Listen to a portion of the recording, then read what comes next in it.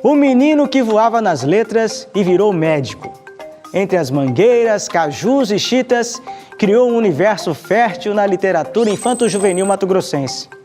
No Palavra Literária de hoje vamos receber o poeta, escritor e médico nas horas vagas, Ivens Cuiabano Scaff.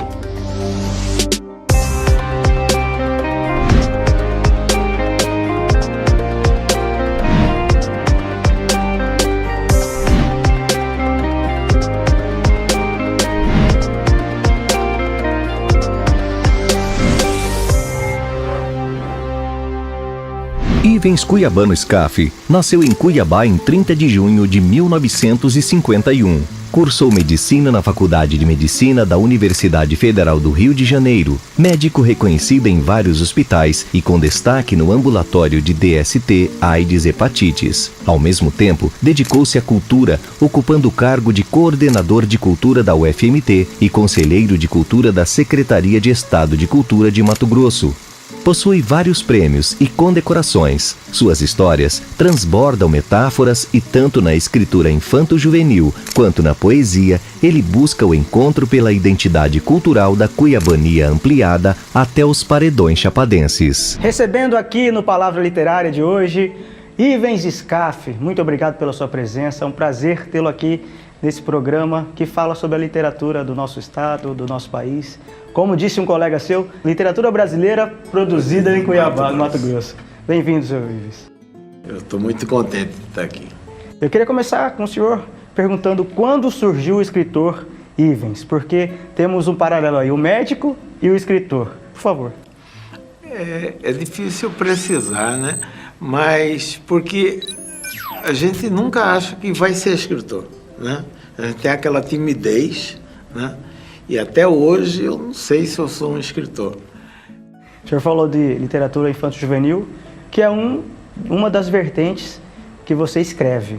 Queria que você falasse um pouco sobre os livros infanto-juvenis. Eu comecei porque me pediram um textozinho sobre o Minhocão do Pari, que é uma lenda nossa aqui, né?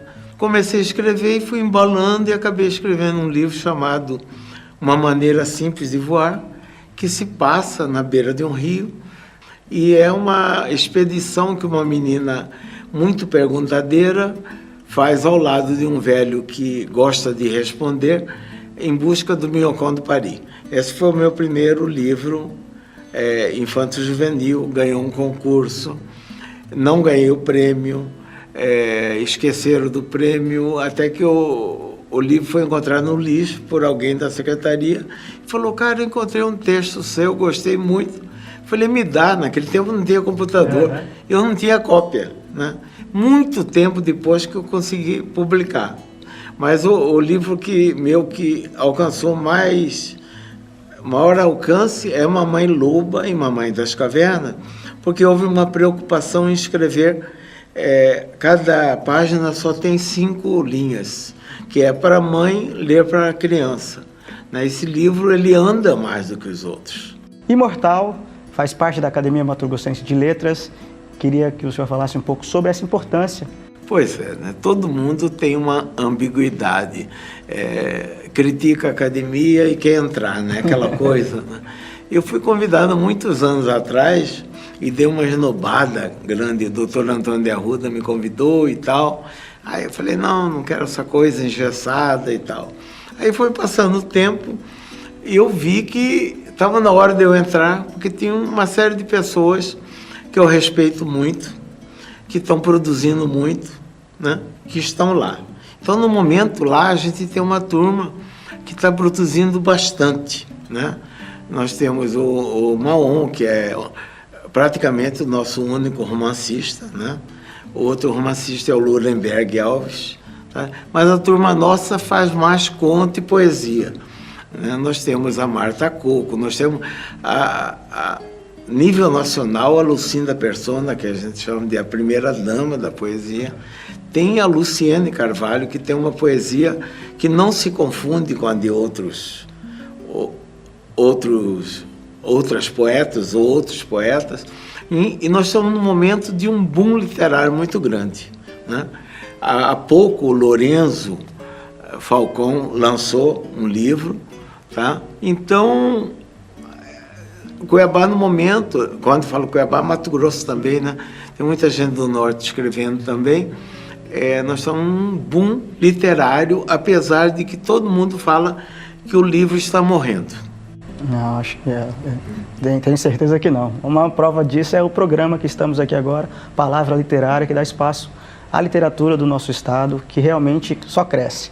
Sua opinião sobre isso, esse crescimento, aproveitando o assunto, como é que você vê esse crescimento literário? O que você espera para o futuro da literatura e das letras aqui no estado? Essa pergunta é meio complicada para mim, porque eu não tenho formação literária, né? Como você falou, eu sou médico, né? E comecei a escrever, meio aquela história de escrever no fundo do caderno e tal, e depois me aproximando das histórias cuiabanas, que eu ficava invocado de não ver a natureza, o cenário cuiabano nas histórias, né? Então, por exemplo, agora eu estou apanhando de um livro chamado Além Tordesilhas, que eu tento contar para jovens a vinda do primeiro branco em 1688, chegando aqui no Vale do Rio Cuiabá, sabe? Então, essa é meio minha vingança de não ver o cenário mato-grossense representado nos livros, né? Agora, essa é a minha vibe, para falar de um termo moderno. Mato Grosso está cheio de várias vertentes. Quantas obras já lançadas? Eu não gosto de contar, porque dá azar, né? Aqui em Cuiabá falam, né? Quando morre alguém, fala morreu alguém e um cachorro, para não fechar a fila, né? Entendi. Mas eu tenho infantil, eu devo ter uns 5, 6 livros, e eu tenho poesias. Eu participei de algumas antologias, né? Uma, inclusive, ao lado de Lucinda e de Manuel de Barros, né? Quer dizer, isso é uma coisa que vai... E Vladimir de Aspino, né? Aliás, Vladimir, Silva Freiro, Lucinda, né? Então, eu estou bem acompanhado. E eu tenho 2 obras, uma que fala só sobre o Cuiabá, que se chama Que Vá Verá, né? E um outro que se chama Asas de Ícaro, que são só poemas de enamoramento e seus antônimos, quer dizer, aquele momento em que se começa o apaixonamento e aquele outro momento que a gente vê muito em música sertaneja, que é o momento que a coisa desaba muito, por isso que ele se chama Asas de Ícaro, né? Esse livro também está andando bem. Muito obrigado, Ivens, por participar do Palavra Literária, por abrir um pouco da sua história e contar um pouco sobre sua obra. Pois é, eu quero aproveitar e fazer um agradecimento à criançada, porque eu ando muito por escola, sabe? A maioria é escolas públicas, sabe? Então eles leem o livro, a maior parte das vezes é a professora que arruma 2, 3 livros para a turma toda, e depois eu vou lá discutir o conteúdo do livro, eles me fazerem perguntas, e às vezes eu esqueço algum pedaço e eles querem saber algum detalhe, por que você fez aquilo e tal. Eu quero agradecer esse público que me joga para frente. Maravilha. Vida longa a sua obra. Vida longa, Deus. Obrigado. Os livros fantásticos que exploram o universo dos seres encantados sempre foram mananciais de bons filmes. O escritor C.S. Lewis foi um dos escritores que mais contribuíram com suas obras adaptadas ao cinema, como é o caso da saga As Crônicas de Nárnia.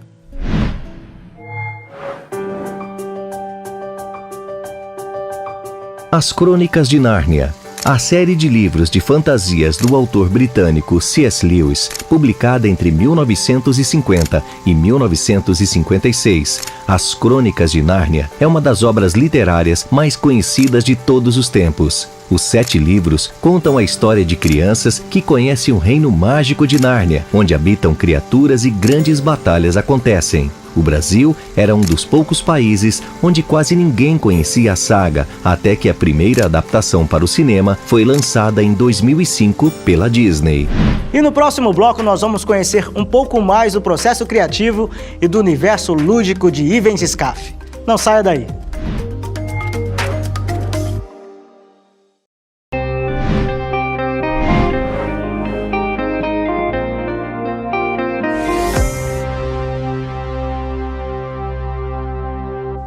Dando asas à imaginação por meio da sua literatura infanto-juvenil, Ivens Scaff permitiu com que crianças e jovens se interessassem pela leitura.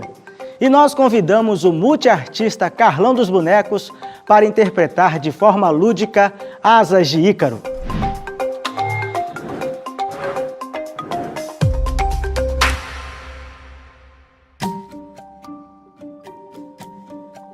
Gosto quando te flagro, andando pela rua sem me ver. Seguindo silente teus passos, vejo como és sem mim. No teu caminhar elástico, no brilho intenso dos teus olhos, reiluminando a vida. Essa independência infinita da minha pessoa, em vez de receio, me dá alegria, funciona como garantia. Eu, mais frágil, sei que quando me perder, te terei. E nós fomos conhecer de perto o processo criativo e as inspirações do escritor Ivens Scaff. Palavra literária, agora aqui em um dos cantos que inspira a escrita de Ivens Cuiabano Scaff. Doutor Ivens, me fala um pouco como é essa vivência aqui, os momentos como médico e nos intervalos escrever, que também é um dos seus prazeres. Para mim escrever é meio complicado.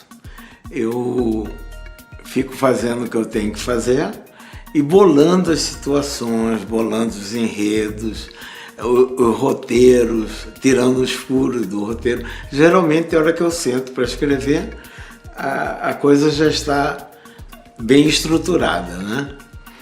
E aqui é um dos lugares que eu gosto porque é a casa dos meus avós, sabe? Aqui nós estamos no bairro da Boa Morte, tá? Que é um dos bairros antigos de Cuiabá, bem no centro, né? E a gente conhecia toda a vizinhança. De repente não foi essa vivência, a casa dos avós, muitas brincadeiras, muitas coisas que se passaram que te levaram a escrever também os infantos juvenis? Pois é, a infância, antigamente, a gente sumia logo depois que voltava da escola e só tinha uma obrigação que era voltar antes de escurecer, né? O que se fazia nesse intervalo era liberado, seja à beira de rio, que eu morava no Porto também, sabe?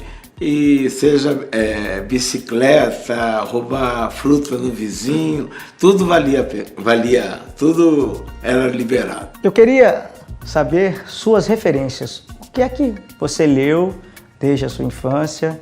Algumas coisas que você lê agora. O que é que de repente virou referência para suas escritas? Bom, na infância, muito Andersen, né, o Patinho Feio, a Rainha da Neve, todas aquelas histórias, né?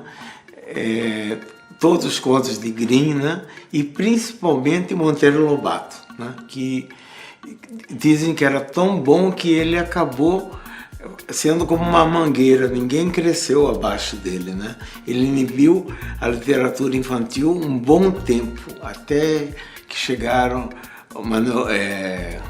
o Bandeira, me esqueci o primeiro nome dele, que vende muito para colégios, né? E aquela que escreveu a Bolsa Amarela, né? Marcelo, Martelo, Marmelo, que escaparam da influência dele, que era grande demais. E aí, com adulto, Hermann Hesse, com certeza, né? Eu acho que eu li tudo de Hermann Hesse. E agora a minha leitura é muito variada, porque eu não tenho assim uma formação literária. Então, esse conceito de contemporaneidade para mim é uma coisa esquisitíssima. Eu leio o que me dá vontade, tá certo? E estranho muito, por exemplo, essa poesia sintética demais que hoje se faz, sabe? Eu gosto de haikais, mas tem hora eu acho que tem gente que empilha verso e acho que está fazendo poesia moderna. Entendi. E dentro dessa sua experiência escrevendo infanto-juvenil, outros não, você se define em alguma coisa? Nós falamos no outro bloco que, por exemplo, o Eduardo Maon é um romancista do momento. Você se define em alguma coisa, Um escritor de que área? Pois é, uma vez numa entrevista eu falei que eu era um poeta bem comportado. Isso era uma maneira de eu me defender, de falar, não me cobre em vanguarda. Tá?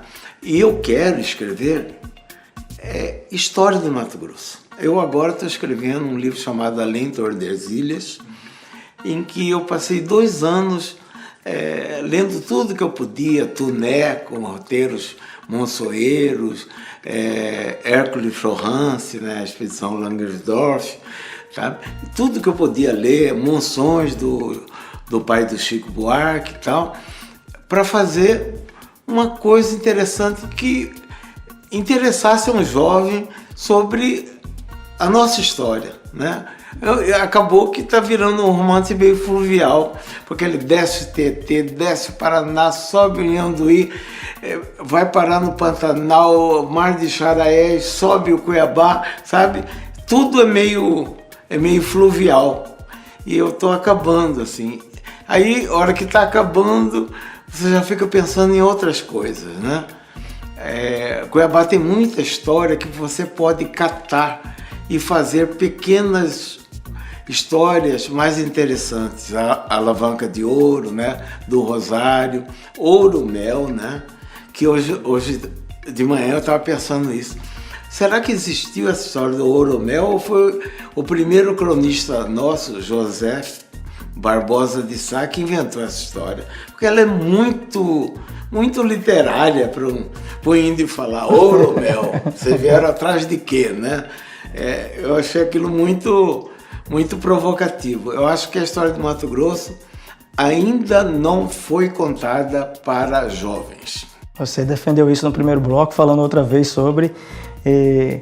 Queria que você aproveitasse e desse essa mensagem para escritores jovens e os outros colegas que você já tem a oportunidade de falar no dia a dia sobre escrever o Mato Grosso, sobre escrever sobre as histórias que ainda existem, para perpetuá-las também e ensinar para quem ainda não teve acesso a essas histórias, como 2, 3 citadas agora pelo senhor, por você. Pois é, ele tem mania de me chamar de senhor. Bom, Mato Grosso é um lugar interessante, porque a gente não poderia falar no singular. É Mato Grossos, né? O Mato Grosso. Porque o que é Mato Grosso? Somos nós que estamos aqui desde 1680. São os índios que estão de muito antes. São as várias ondas migratórias, né? Os mineiros, os sulistas, paranaenses, né? É o povo que chegou agora, sabe? Então, quem escrever, essa é a missão, descobrir qual é a cara de Mato Grosso. Por exemplo, eu estava falando de poetas, eu não sei se eu citei a Marli Walker, que é uma poeta de Sinop, o Klaus, que também é de Sinop. Então, está havendo uma integração muito grande e a visada deles é muito diferente da nossa visada aqui, sabe? Então, essa integração é muito boa, sabe? Eu acho que valia a pena conversar com a Marília Beatriz para ver o que ela fala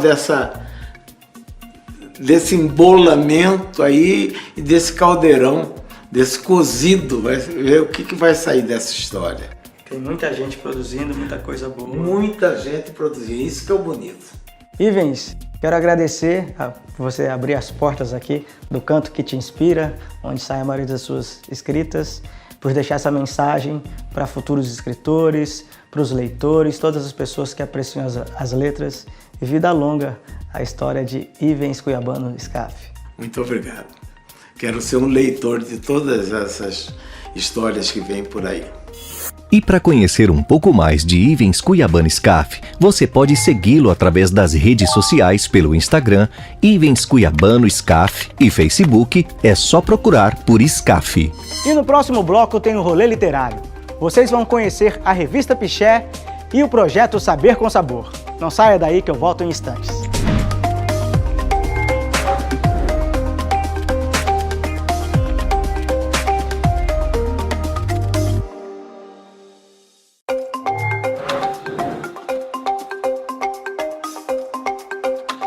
Quem fica na memória de alguém não morre jamais. no nosso álbum de memória de hoje, o professor Ulisses Cuiabano.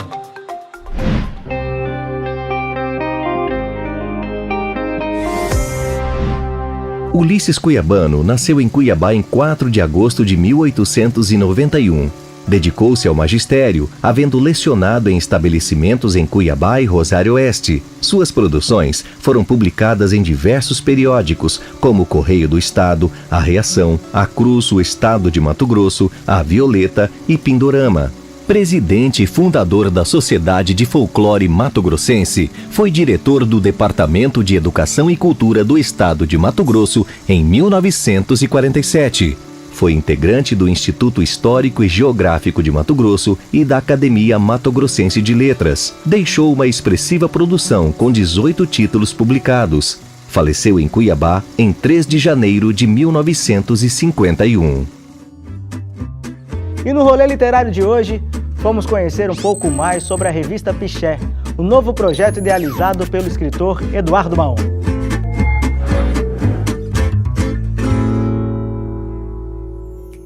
Estamos aqui no escritório do escritor e advogado Eduardo Maon e hoje no rolê literário para falarmos sobre a revista Piché.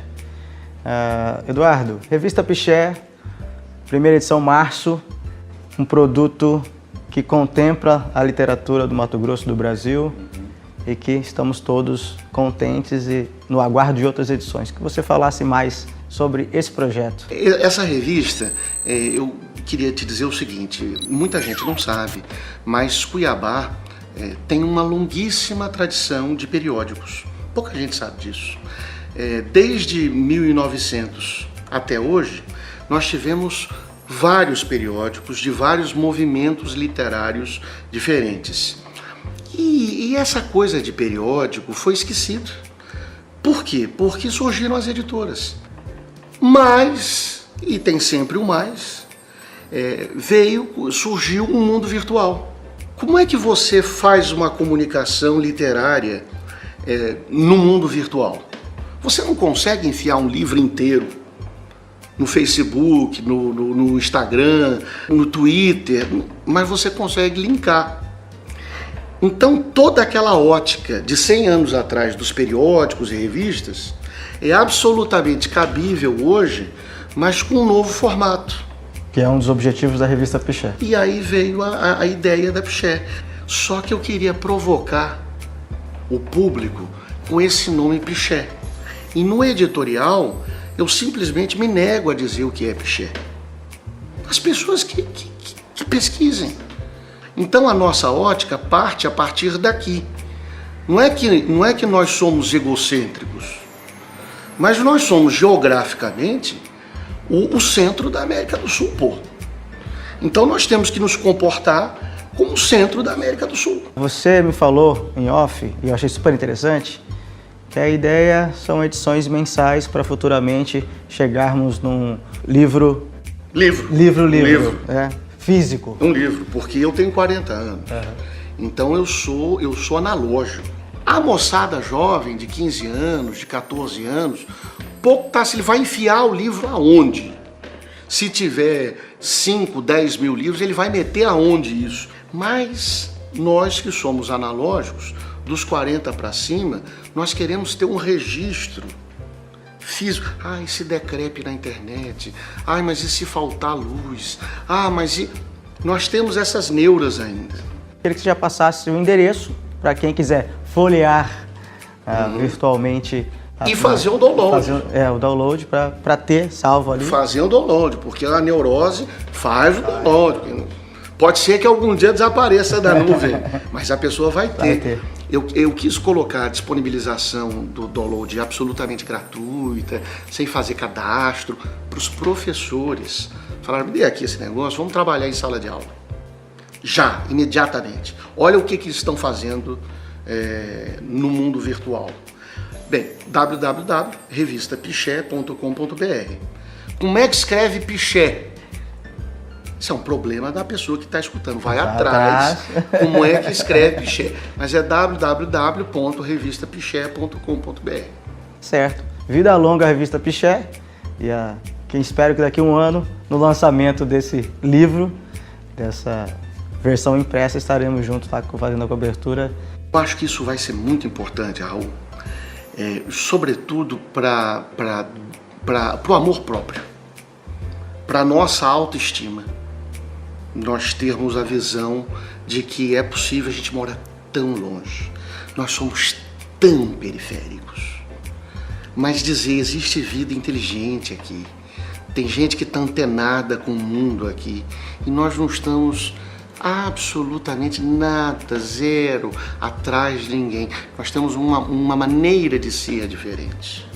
Certo, obrigado. Muito obrigado. Até a próxima. E vocês vão conhecer agora o projeto Saber com Sabor. Espaços dinâmicos de leitura, conhecimento, lazer, cultura e entretenimento. Estamos aqui com a professora Edevair para falarmos mais sobre esse lindo projeto Saber com Sabor. Professora, para começarmos, queria que a senhora nos contasse um pouco a trajetória desse projeto até o ano de 2019. As bibliotecas Saber com Sabor, elas foram criadas, né, em 2001. Até então, com o então secretário professor Maldonado, né, e elas foram pensadas bem com carinho em prol de levar conhecimento, cultura, lazer, entretenimento às crianças mais desprovidas desse acesso. Eu queria também que a senhora nos falasse sobre números, né, para que o município, o estado tenha noção da importância dessas bibliotecas espalhadas pela capital. Sim, nós temos 7 bibliotecas, né, ao todo. A Secretaria Municipal de Educação, ela mantém exclusivamente 100% custeada pela Prefeitura de Cuiabá e pela Secretaria Municipal de Educação. Funcionários, folha de pagamento, vigilância, todo é mantida pela educação. E nós temos essas 7, cada uma localizada em um bairro, né? Nós temos 2 ali na área da Cidade Verde de Santa Isabel. Nós temos 2 aqui para o lado do Cochipó, né, que é aqui onde nós estamos, Osmar Cabral, e nós temos também a do Pedra 90. Descendo, nós temos ali bem mais central, nós temos o Pedregal, né, que é uma biblioteca grande. Lá nesse Pedregal é que acontece todo o tratamento do acervo recebido de doações da nossa Cuiabania, né? Ali no Pedregal concentra, nós fazemos lá a seleção, a higienização, a manutenção, a guarda dos livros que vão ser distribuídos nos eventos e vão ficar também nas bibliotecas e doar também para a população cuiabana. Maravilha! Vida longa, Saber com Sabor. Sim, estamos aí, todas as bibliotecas Saber com Sabor, esperando a comunidade cuiabana, os visitantes, turistas, todos. Isso aí, obrigado, professor. Obrigada. Você sabia que Graciliano Ramos foi prefeito e mutou o próprio pai?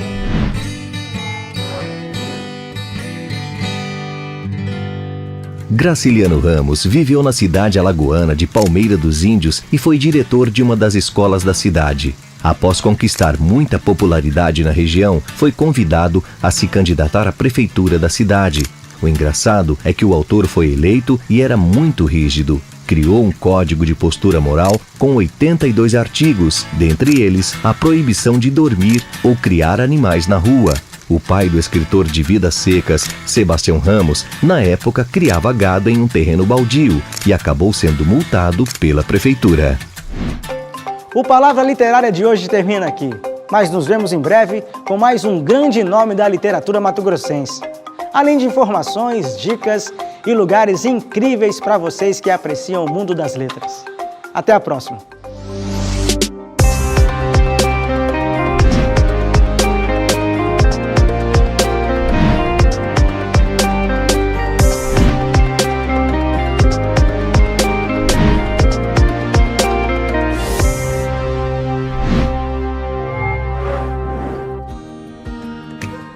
Assembleia Legislativa.